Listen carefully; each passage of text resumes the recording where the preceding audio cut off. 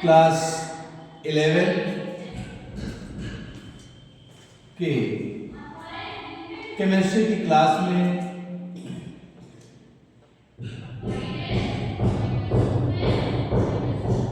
पिछले क्लास में हम लोगों ने नॉर्मलिटी तक पढ़े। अब इसमें आप लोगों को मोल, मोलरिटी, नॉर्मलिटी, ये सारी चीजों को हम आपको पढ़ा चुके हैं। अब इस टॉपिक में हम लोगों को पढ़ना है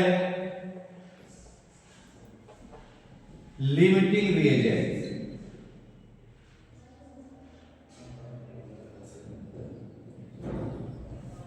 लिमिटिंग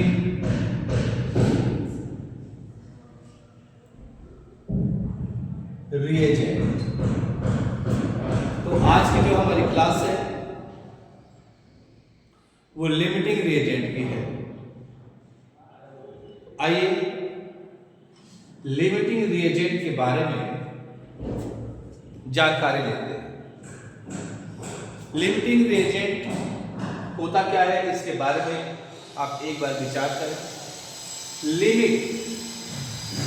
लिमिट का मतलब होता है एक निश्चित सीमा।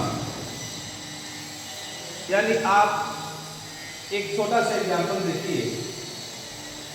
मैंने क्लास में आपको इस तरह के एग्जाम्पल दिए थे। लिमिटिंग रिएजेंट के लिए एक घरेलू एग्जाम्पल मैंने आपके सामने लिया था। आप समझिए, यदि हमारे पास 500 ग्राम शुगर है, C12H22 को ले लें। ये 500 ग्राम हमारे पास शुगर है और 5 लीटर वाटर है हमारे पास। 500 ग्राम शुगर है हमारे पास और 5 लीटर वाटर हमारे पास है। अब ऐसी पोजीशन में हमको मिलता है, ये भी आप थोड़ा सा, ये जो आप सॉल्यूशन लिए हैं इसको ml में समझें तो जल्दी समझ में आएगा। 500 ml हमारे पास एथिल एल्कोहल और 5 लीटर हमारे पास क्या है, एथिल एल्कोहल है। तो एथिल एल्कोहल का एक सॉल्यूशन बनता है। एथिल एल्कोहल का एक सॉल्यूशन बनता है। Solution of ethyl alcohol 5500 ml। मैंने इसको भी ml में कन्वर्ट कर दिया। ये हमारा एक फिक्स रिएक्शन है, ऐसा ही होता है। आप ये नहीं सोचेंगे और मिला देंगे तो बढ़ेगा घटेगा। मैंने इसको एक फिक्स रिएक्शन मान लिया। ये हमारा एक फिक्स रिएक्शन है। अब इसमें आप देखिए, आपको यहां दिखाई देगा, अगर हमने क्या किया, 250 ml एथिल एल्कोहल ले लिया और 5 लीटर ही हमने ले लिया, 5000 ml ही हमने ले लिया H2, तो सॉल्यूशन कितना बनेगा? अब मेरी बात को समझने का प्रयास करिए। 500 ml एथिल एल्कोहल के लिए 5000 ml H2O है, लेकिन अगर हमने 250 ml ही ले लिया है एथिल एल्कोहल, तो ऐसी सिचुएशन में कितना खर्च होगा हमारा? ये तो ये हाफ अगर खर्च हो रहा है, इसका भी हाफ ही खर्च होगा। यानी 2500 ml ही H2O खर्च होगा। अब कितना बनेगा इस पे आप विचार करेंगे। इसका 5000 खर्च होता था, तब इसका खर्च होता था 500। अब इसका 25 खर्च होने लगा तो इसका भी 250 खर्च होगा। तो इसका कितना बन जाएगा? तो आप कहेंगे इसका बन जाएगा, अब यहाँ से ऐड कर लीजिए, ऐड कर लेंगे 25,000 खर्च हो रहा है, 250 खर्च हो रहा है, तो हम कहेंगे कितना, दोनों को ऐड करेंगे उतना। अभी बताइए इसका कितना बच गया? तो आप कहेंगे इसका 0 ml, इसका कितना बचा? 2500 ml बचा। अब इसमें पहले कौन समाप्त हुआ है? ये पहले समाप्त हुआ है, तो पहले जो भी खत्म हो जाएगा उसको हम लोग कहेंगे लिमिटिंग रिएजेंट। जो भी पहले खत्म हो जाता है उसको हम लोग कहते हैं लिमिटिंग रिएजेंट। तो इसका मतलब हुआ कि एथिल अल्कोहल इसमें लिमिटिंग रिएजेंट है। अब आप लोग को हम एक केमिकल फार्मूले से लिमिटिंग रिएजेंट समझाते हैं। ये तो एक घरेलू एग्जाम्पल हो गया जिसके द्वारा आपने फिक्स लिमिटिंग रिएजेंट को समझने का प्रयास किया। अब आपको मैं एक लिमिटिंग रिएजेंट समझाता हूं जिसको आप ध्यान से समझने का प्रयास करेंगे।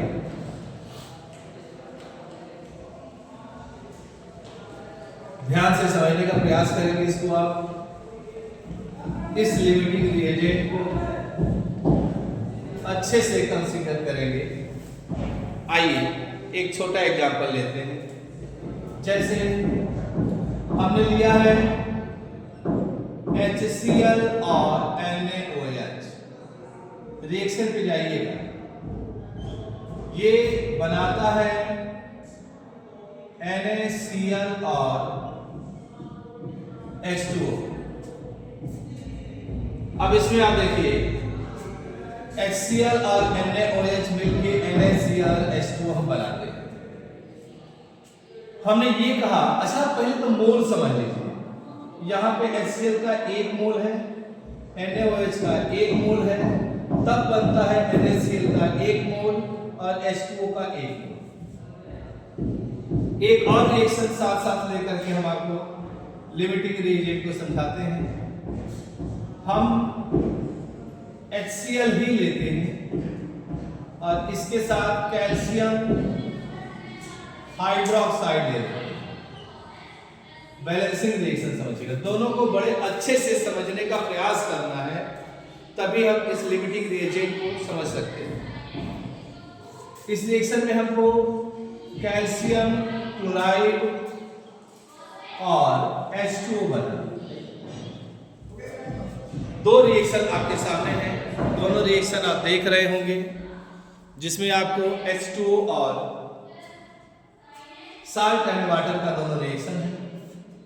अब इसमें देखिए, हम अगर कहते हैं कि HCl का हमारे पास 10 मोल है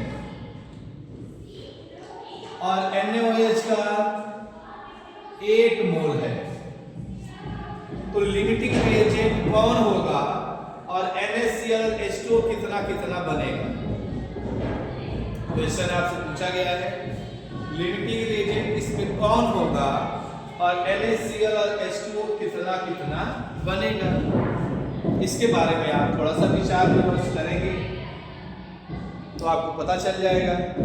आइए देखते हैं। ये बताओ, इसका 1 मोल यूज होता है, इसका भी 1 मोल यूज होता है, तो इसका 1 मोल इसका 1 मोल बनता है। अब सोचो, अगर इसका 1 मोल यूज हो जाए और इसका भी 8 मोल यूज हो जाए तो इसका कितना बन जाएगा? 8 मोल बनेगा। और इसका कितना मोल बनेगा? 8 मोल बनेगा। यहाँ पे रिमाइंडर कितना है? 2 मोल। 2 मोल रिमाइंडर है। यहाँ पर कितना रिमाइंडर है? तो आप कहेंगे यहाँ पे 0 मोल रिमाइंडर। अच्छी बात है।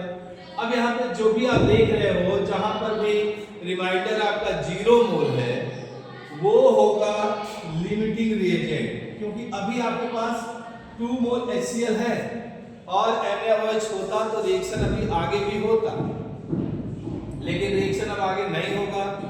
क्यों नहीं होगा? क्योंकि हमारे पास प्रेजेंट नहीं है NaOH। तो NaOH खत्म हो चुका है, इसलिए हम इस NaOH को लिमिटिंग रिएजेंट करेंगे। अब आप समझिए लिमिटिंग रिएजेंट कौन होगा? रिमाइंडर जो होगा अगर कुछ और NaOH या हुआ होता तो अभी रिएक्शन आगे होता, लेकिन आप देख रहे हैं NaOH पूरी तरह से समाप्त हो चुका है, इसलिए हम इसको कहेंगे लिमिटिंग रिएजेंट।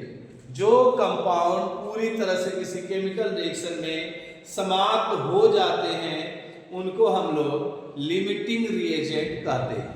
तो अब आप यहां देखें लिमिटिंग रिएजेंट पता चले। अच्छा, सेकेंड में जब आएंगे तो थोड़ा समझने का प्रयास करेंगे। HCl का 2 मोल यूज करते हैं, देखो यहां भी सेम रेशियो हम लेते हैं 10 और 8। अब समझने का प्रयास करेंगे आप। मैंने यहां पर भी 10 और 8 ही लिया था, यहां पर भी 10 और 8 ही लिया है, दोनों में कोई डिफरेंट नहीं है, लेकिन आपके सॉल्यूशन में डिफरेंस आ जाएगा। क्या डिफरेंस आएगा भाई, पता करो तो। 10 मोल आपके पास HCl है, 8 मोल आपके पास COH का होल ट्वाइस। यहां देखिए, यदि 2 मोल HCl और 8 मोल COH का होल ट्वाइस होता है, क्वेश्चन में जाइएगा, यदि 2 मोल HCl और 8 मोल COH का होल ट्वाइस होता है तो 1 मोल CaCl2 बनता है और 2 मोल H2 बनता है। समीकरण पे समझने का प्रयास करिएगा। 2 मोल अगर HCl है और 1 मोल COH का होल ट्वाइस है तो 1 मोल ये बनता है, 2 मोल ये बनता है। अब सोचिए, इसका 2 मोल निकलेगा, इसका मात्र 1 मोल निकलेगा, समझिएगा। यदि इसका 10 मोल निकल जाए, समझिए, इसका 2 मोल निकलता है, इसका 1 मोल, इसका 10 मोल निकलेगा तो इसका कितना निकलेगा? 5 मोल निकलेगा। समझने का प्रयास करें। यही लास्ट टॉपिक है लिमिटिंग रिएजेंट का, जो आप आराम से समझेंगे और कर सकते हैं। यदि HCl का 2 मोल निकलता है तो COH का 1 मोल बनता है। यदि इसका 10 मोल निकलेगा, इसका जितना निकलता है उसका हाफ इसका निकलता है, तो इसका अगर 10 निकलेगा तो इसका कंफर्म में 5 निकलेगा। क्लियर है, समझ रहे हैं आप लोग? अगर HCl का 2 मोल तो COH का 1 मोल, HCl का अगर 10 मोल तो COH का कितना निकल जाएगा बेटा? 5 मोल, हाफ निकलता है। अब यहां देखिए, यहां क्या हो गया? 0 और यहां हो गया 3 मोल। अब आप समझें, अब यहां आप देखेंगे ना इसका कितना बनेगा, तो अब निकला कितना है? इसका 5 निकला है। अब समझिएगा, इसका 2 निकलता है, इसका 1 बनता है, तो इसका 10 निकला तो इसका कितना बनेगा? 5 बनेगा, यानी इसका बनेगा 5 मोल। इसका 2 निकलता है तो इसका 2 ही बनता है, यानी इसका कितना बनेगा? 10 मोल बनेगा। अब आप इसमें लिमिटिंग रिएजेंट के पास जाएंगे। यहां देखिए, यहां आप क्या देख रहे हैं? यहां आप देख रहे हैं कि 0 मोल। जब ये 0 मोल है तो इसको हम लोग कहेंगे लिमिटिंग रिएजेंट।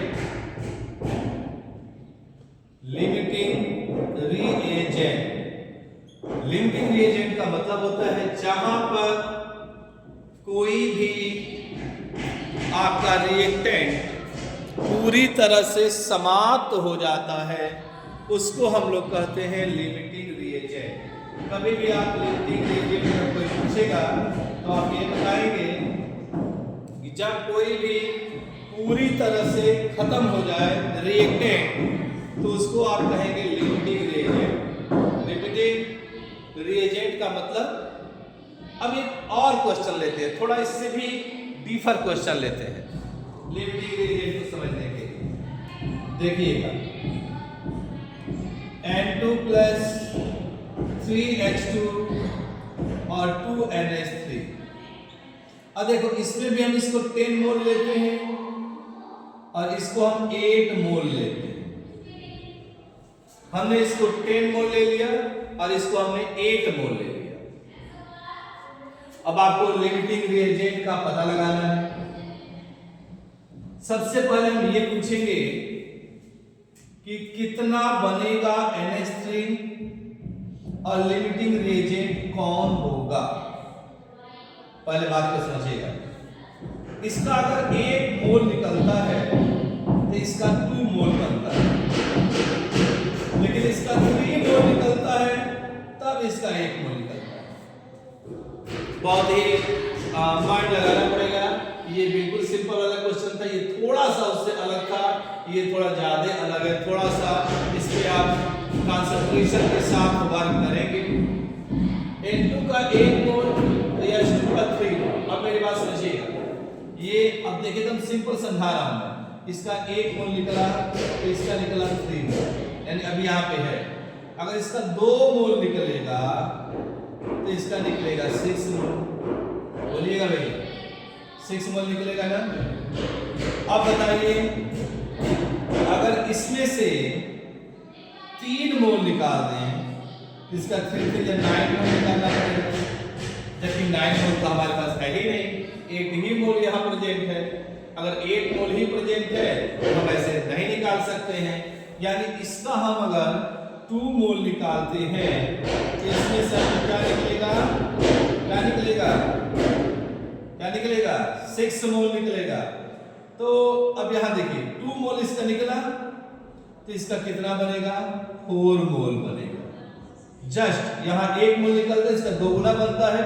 ये 2 मोल निकला है तो ये 4 मोल बनेगा। अब यहां लिमिटिंग के बारे में बात करेंगे। 10 में से 2 चला गया, 8 मोल रिमाइंडर है। यहां पर क्या आपको देखिए 8 - 6 2 मोल रिमाइंडर है। यानी ये खत्म तो अभी नहीं हुआ, लेकिन इनके साथ रिएक्शन करके पॉइंट में ये कुछ बनाएगा। और अगर अब देखो यहाँ पे 3 मोल निकलता है, इसका 1 निकलता है, 2 निकलेगा तो इसका कितना निकलेगा, पॉइंट समथिंग निकलेगा। तब भी ये समाप्त हो जाएगा और ये थोड़ा सा और इंक्रीज होगा। आप थोड़ा सा एक छोटा कैलकुलेशन कर लें। अगर 3 मोल H2 का निकलता है तो N2 का 1 मोल निकलता है। अगर ये H2 का 1 निकलेगा तो N2 का 1/3 निकलेगा। अब इसका 2 मोल रिमाइंडर है अभी, तो अगर इसका 2 मोल निकलेगा तो इसका 2/3 मोल निकलेगा।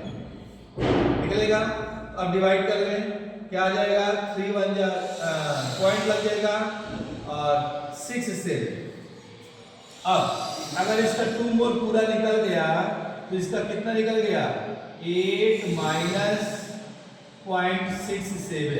तो ये हो जाएगा 0 मोल और यहां पर आपको क्या आ जाएगा, अभी 7 पॉइंट समथिंग बचा रहेगा। तो ये 0 मोल हो गया। इसका मतलब इसको हम लोग कहेंगे लिमिटिंग रिएजेंट। लिमिटिंग रिएजेंट कहेंगे। क्यों कहेंगे लिमिटिंग रिएजेंट, क्योंकि यहाँ पे पूरी तरह से ये समाप्त तो हो चुका है। अब आप लिमिटिंग रिएजेंट समझ गए होंगे। अब देखिए एक छोटा क्वेश्चन और आपके सामने हम ले लेते हैं। लिमिटिंग रिएजेंट इसके बराबर समझो, 10 मोल इसका, 8 मोल इसका। तो अब अंदाजा लगाओ, अगर इसका 2 मोल निकालेंगे तो इसका 6 मोल निकल जाएगा। जस्ट 3 गुना निकल गया है, रिमाइंडर 2 मोल बचेगा। अब इसका अगर 2 मोल निकलेगा तो इसका कितना निकलेगा, 2/3 मोल निकलेगा, यानी 0.67 निकलेगा। इसका 2 मोल पूरी तरह समाप्त हो जाएगा, लेकिन इसमें अभी बचा रहेगा। जो बचा रहेगा उसी को हम लोग कहेंगे लिमिटिंग रिएजेंट। अब एक छोटा और क्वेश्चन लो, H2SO4 प्लस CaOH का होल ट्वाइस, और यहां बनता है CaSO4 प्लस 2H2। अब देखो इसका 10 मोल है, इसका भी 10 मोल है। अब यहां पर आपको ये बताना है लिमिटिंग रिएजेंट कौन है और कितना कौन बनेगा। सिंपल, यहां देखो 1 मोल है, यहां 1 मोल है, यहां पे कुछ भी नहीं लिखा गया है। तो यहां पर 1 मोल, यहां पर 1 मोल, ये दोनों मिलकर के 2 मोल, 1 मोल इसका बनाते हैं, 2 मोल इसका बनाते हैं। अब सपोज करो इसका 10 पूरा निकल जाए, क्योंकि है दोनों सेम, इसका भी 10 पूरा निकल जाए, तो इसका 10 बनेगा और इसका 20 बनेगा, इसका दोगुना बनता है। 2 यहाँ लिखा हुआ है, 2 मोल बनता है। आप सोचिए यहाँ कितना बना, 0 मोल बचा आपका, यहाँ कितना बचा, 0 मोल बचा। तो इस क्वेश्चन में आपको लिखना होगा नो लिमिटिंग रिएजेंट। इस क्वेश्चन में लिमिटिंग रिएजेंट नहीं है, क्योंकि ये कंप्लीट रिएक्शन हो रहा है। जितने मोल्स इसके थे, जितने मोल इसके थे, सारे मोल यूज हो रहे हैं। इसका मतलब इसमें कोई लिमिटिंग रिएजेंट नहीं है।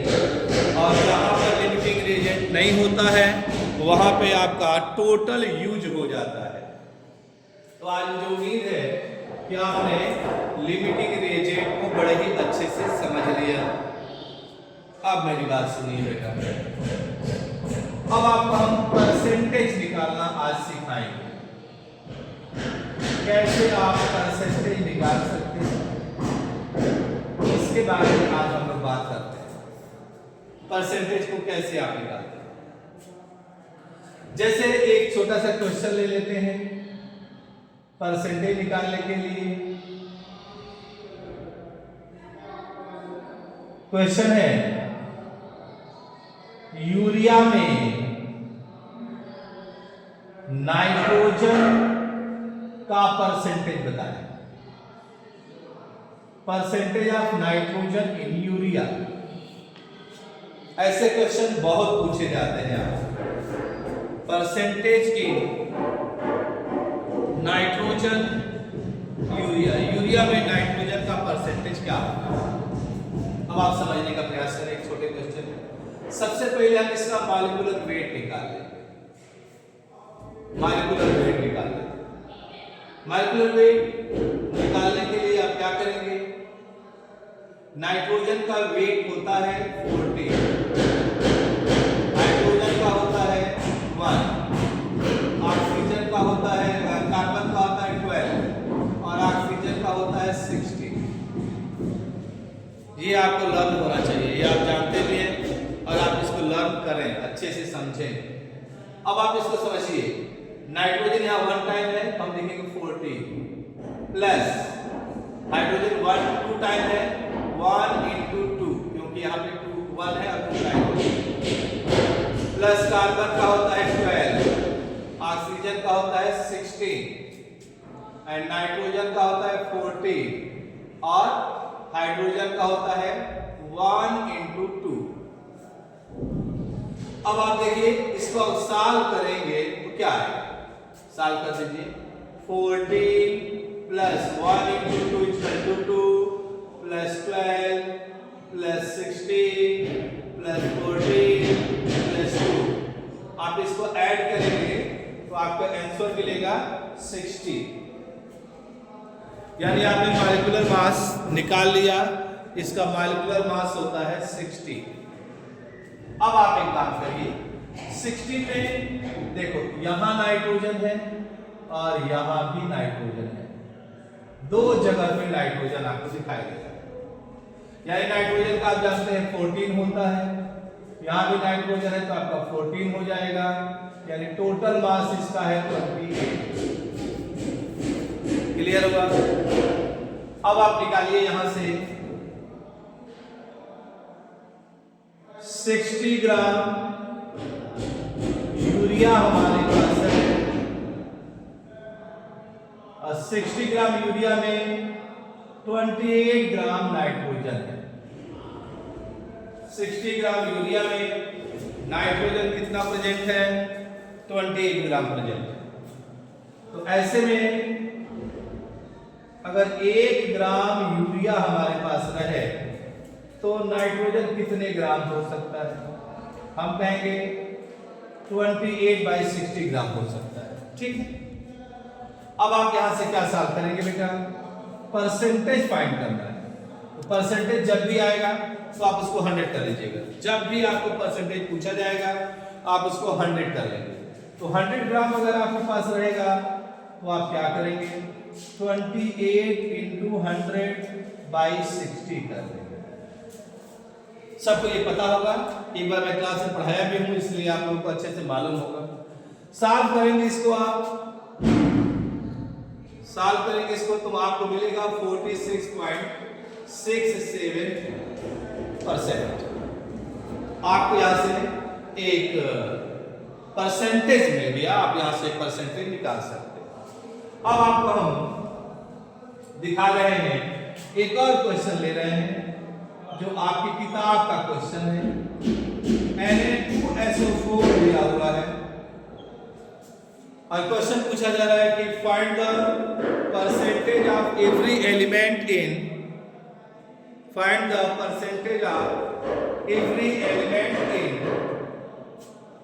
given compound.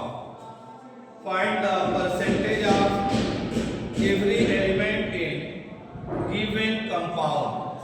इस कंपाउंड में सभी एलिमेंट के लिए परसेंटेज बताएं। देखिए, सबसे पहले आप मॉलिक्यूलर मास निकाल लेंगे और मॉलिक्यूलर मास के लिए हम बता दें आपको, सोडियम का मास होता है 23, सल्फर का मास होता है 32 और ऑक्सीजन का मास होता है 60। इस लेवल पर आप आराम से सोडियम सल्फेट का मास निकाल सकते हैं। सोडियम सल्फेट का मास आप कैसे निकालेंगे? सोडियम 23 into 2 टाइम यहाँ पर है, तो आप 23 into 2 लिख लेंगे।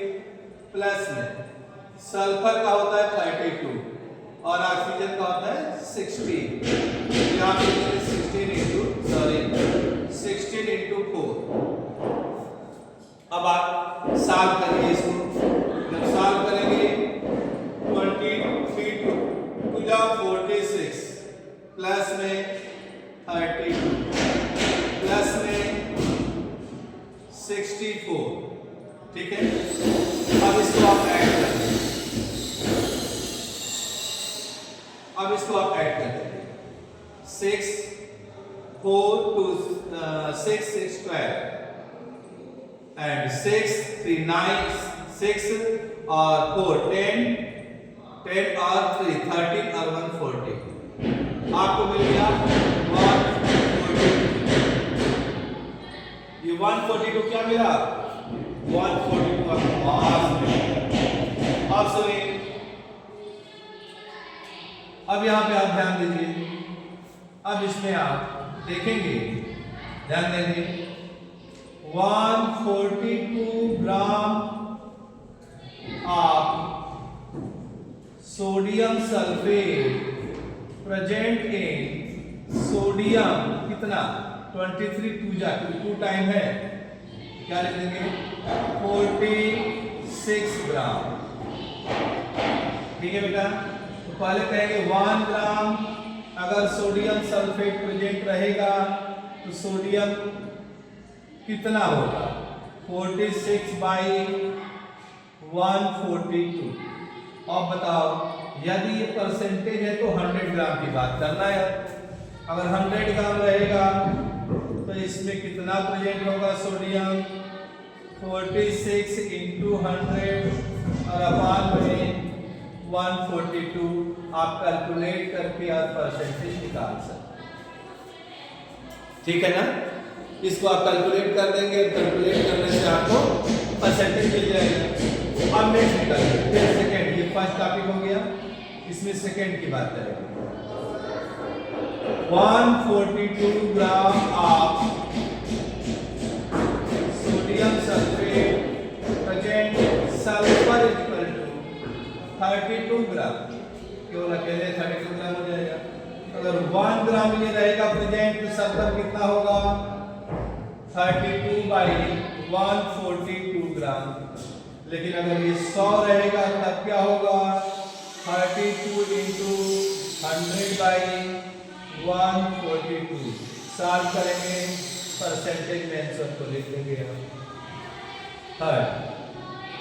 थर्ड को सॉल्व करने के आपके पास दो तरीके हैं।